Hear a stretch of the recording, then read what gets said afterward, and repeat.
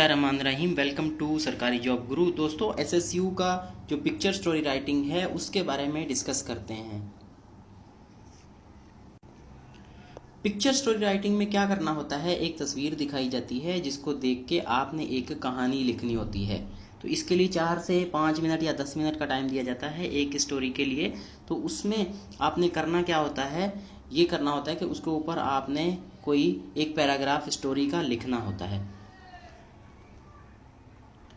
Picture story को लिखते वक्त जो मेन पॉइंट्स हैं, जो मेन चीज़ें हैं जो आपने नोट करनी है हर पिक्चर स्टोरी में, वो ये हैं कि सबसे पहले आपने उसके अंदर ये देखना है कि कितने लोग उसमें हैं, मर्द औरत कितने लोग हैं उसमें। और फिर दूसरे नंबर पे आपने ये करना होता है कि किसी एक को या दो को उसमें मेन कैरेक्टर शो करके आपने उनका जिक्र कहानी में करना होता है। एक बंदे को मेन हीरो बना दें और दूसरा जो है ना उसके साथ उसको जोड़कर उसके ऊपर कहानी लिखना शुरू कर दें और उनको एक हीरोइक कैरेक्टर दिखा दें।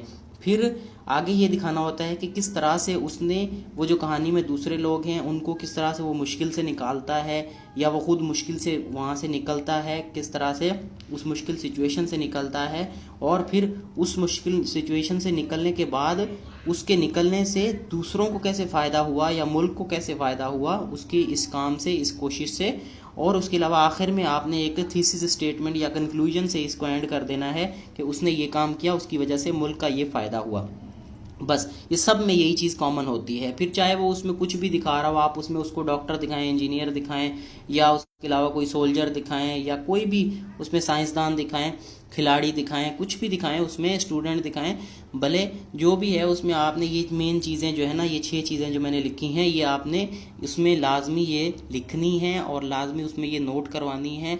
फिर उससे जिससे ये पता चले कि आप ऑनेस्ट भी हैं, आपके अंदर करेज है और आप ये नहीं है कि बस उसमें उसकी मुश्किलात का लिख रहे हो, स्ट्रगल स्ट्रगल स्ट्रगल नहीं, स्ट्रगल और उसमें जो डिसअपॉइंटमेंट है वो नहीं लिखनी, बल्कि उसकी अच्छी चीज़ें और उसकी जो उसने अचीवमेंट की हैं वो दिखाने हैं और मुल्क के लिए उसकी खिदमत। बस